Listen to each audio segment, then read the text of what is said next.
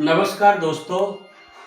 आज मैं जैवण या बायोमॉलिक्यूल जो कि ऑर्गेनिक केमिस्ट्री का अंतिम अध्याय है दोस्तों, मैं आपको सेक्शन नंबर 6 में आज बहुविकल्पी प्रश्न आपको पढ़ाना चाहता हूं। जैसा कि मैंने सेक्शन 5 में आपको ग्लूकोज के कुछ हाइड्रॉक्सिल समूह की अभिक्रिया बताई थी, जिसमें से मैंने ग्लूकोज की क्रिया एस्टर क्लोराइड से कराया था। और एस्टर क्लोराइड का सूत्र होता है दोस्तों CH3COCl। तो मैंने बताया था कि जो ग्लूकोज होता है, ग्लूकोज का सूत्र होता है संरचना रूप में CHO और बंध नीचे लगा के CHOH का होल 4 लिखते हैं, बंध CH2OH लिखते हैं। उससे मैंने क्रिया कराया था और बनाया था अंतिम उत्पाद के रूप में ग्लूकोज पेंटा एसिटिल क्लोराइड बनाया था या पेंटा एसिटिक बनाया था, और बाद में हमारा HCl बना था। इस हिसाब से मैं आपको बता दूं दोस्तों, आज मैं इस जैवण पाठ से आपको बहुविकल्पी प्रश्न पढ़ाना चाहता हूं। जैसे कि ग्लूकोज की एथिल अल्कोहल में परिवर्तित करने के लिए कौन सा एंजाइम लगता है, आपको याद रखना है कि जब भी एथिल अल्कोहल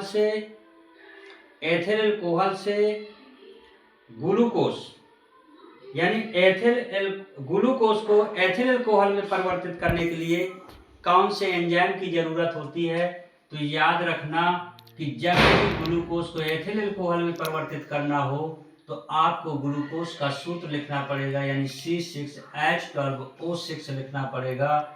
और ये ऑक्सीजन की अनुपस्थिति में क्या हो जाएगा, ऑक्सीजन की अनुपस्थिति में ये बदल जाएगा किस में, तो याद रखना दोस्तों C2H5OH में बदल जाएगा।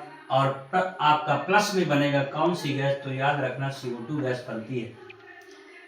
CO2 गैस बनती से संतुलित करने के लिए आपको 2 का गुणा एथिल अल्कोहल के आगे लगाना होगा, 2 का गुणा CO2 के पास लगाना होगा। लेकिन जब भी आपको ध्यान देना है ये ग्लूकोज से क्या बना दोस्तों, तो याद रखना ग्लूकोज से हमारा बनता क्या है, तो आप याद करेंगे कि एथिल अल्कोहल तैयार होता है। एथिल अल्कोहल तैयार होता है दोस्तों। इस तरह से एथिल अल्कोहल हम बना लेते हैं। लेकिन जब भी कभी पूछ ले कि ग्लूकोज से जब एथिल अल्कोहल बनाया जाता है तो कौन सा एंजाइम काम करता है, तो आपको याद रख लेना है कि जाइमेस एंजाइम की आवश्यकता होती है। तो एक विकल्प बना इसी में कि आप ग्लूकोज को जब एथिल अल्कोहल में परिवर्तित करते हैं तो कौन से एंजाइम की जरूरत होती है। तो इसमें प्रश्न बना है दोस्तों, प्रश्न बना है, आप लिख भी सकते हैं कि यदि ग्लूकोज को कहे में बदलना है, तो ग्लूकोज को एथिल अल्कोहल में बदलना है, यानी एथिल अल्कोहल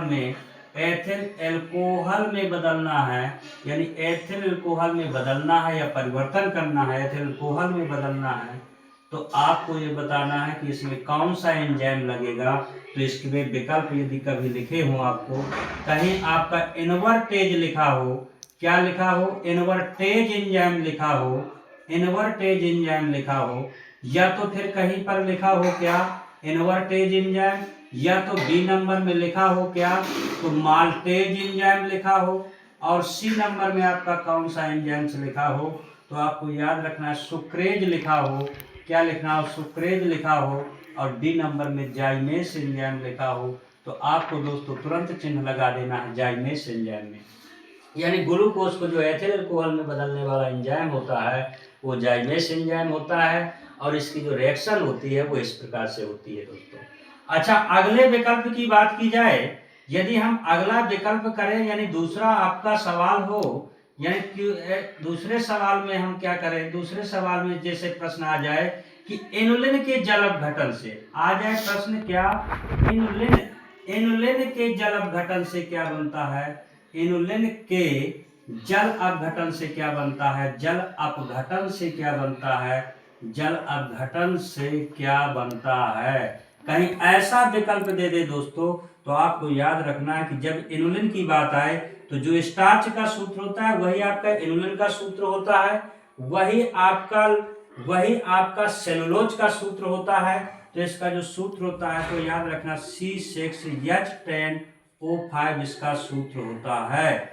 और जब भी C6H10O5 सूत्र होता है तो ये क्रिया किससे करता है, यानी इसकी जल से क्रिया कराई जाती है H2O से, और ये सूत्र कहेगा है तो हम लिखेंगे एनुलिन का सूत्र है। लेकिन एनुलिन जो है जल से क्रिया करके क्या बनाता है, तो याद रखेंगे C6H12O6 बनाता है, लेकिन नाम इसका होता है फ्रक्टोज।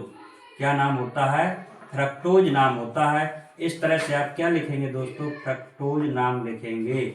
तो जब भी आपका इनुलिन क्रिया करे जल से, अब पूछ ले कौन सा यौगिक प्राप्त होगा, तो याद रखना फ्रक्टोज प्राप्त होगा। लेकिन यदि मैं कह दूं कि स्टार्च की क्रिया जल से करा दी जाए, यानी C6H12O6 लिख दिया जाए, यानी C6H10O5 की क्रिया करा दें और इसे इस बार स्टार्च लिख दिया जाए और इसकी भी जल से क्रिया करा दें।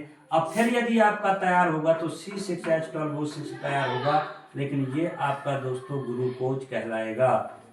आपको याद रखना है कि जब भी स्टार्च जल से क्रिया करता है तो ग्लूकोज बनता है, जब इनुलिन जल से क्रिया करता है तो फ्रक्टोज बनता है, जबकि इनुलिन और स्टार्च के दोनों के सामान्य सूत्र यानी एक ही प्रकार का सूत्र होता है C6H10O5। अब यदि पूछ लिया जाए दोस्तों, तो आपके अगला सवाल यदि आपका आ जाए, यानी क्वेश्चन नंबर क्या हो जाए, तीसरा पूछ ले या कोई आप पूछ ले, सबसे मीठी शर्करा कौन सी होती है, सबसे मीठी शर्करा कौन सी होती है, तो बताएंगे दोस्तों कौन सी होती है। तो मैं आपको बता दूं, जब भी सबसे मीठी शर्करा आ जाए और विकल्प में आपका लिखा हो, ए नंबर में ग्लूकोज लिखा हो, ए नंबर में ग्लूकोज, बी नंबर में गैलेक्टोज लिखा हो दोस्तों, गैलेक्टोज लिखा हो, और सी नंबर में आपका क्या लिखा हो, तो याद रखना सुक्रोज लिखा हो, और डी नंबर में हमारा क्या आ जाए, तो डी नंबर में यदि फ्रक्टोज लिखा हो, तो आपको दोस्तों सीख लेना है, यानी आपको याद कर लेना है कि फ्रक्टोज जो होती है ये फल की शर्करा होती है और सबसे मीठी शर्करा कहलाती है। यदि कभी पूछ ले आपका, यदि कभी पूछ ले कि डीएनए कहाँ पाया जाता है, अगले सवाल में यदि आपसे पूछ लिया जाए कि आप दोस्तों ये बताइए कि डीएनए कहाँ पाया जाता है, तो याद रखना डीएनए कहाँ पाया जाता है, ऐसा कहीं प्रश्न आ जाए डीएनए कहाँ पाया जाता है, तो याद रखना डीएनए कहाँ पाया जाता है। इसका मैं डायरेक्ट उत्तर बताऊंगा या तो मैं विकल्प रख दूं, तो कहेंगे ये केंद्रक में पाया जाता है। कहाँ पाया जाता है, केंद्रक में पाया जाता है, केंद्रक में पाया जाता है। और यदि कह दिया जाए कि डीएनए में कौन से नाइट्रोजनी क्षारक पाए जाते हैं, तो दोस्तों आपको याद कर लेना है कि डीएनए में आपके 4 प्रकार के क्षारक होते हैं। जैसा कि आपका डीएनए में पाया जाने वाला एक क्षारक है जिसका नाम है एडिनिन, ए को कहते हैं एडिनिन, ए को कहते हैं क्या, एडिनिन, और डी को कहते हैं एडिनिन, और जी को कहते हैं क्या, तो याद रखना ग्वानिन कहते हैं, और सी नंबर को क्या कहते हैं, तो साइटोसिन कहा जाता है, साइटोसिन कहा जाता है। और डी नंबर में आपका एक विकल्प बनेगा, यानी डी नंबर में आपका, यानी सी वाले को साइटोसिन कहते हैं, क्या कहते हैं, साइटोसिन कहा जाता है।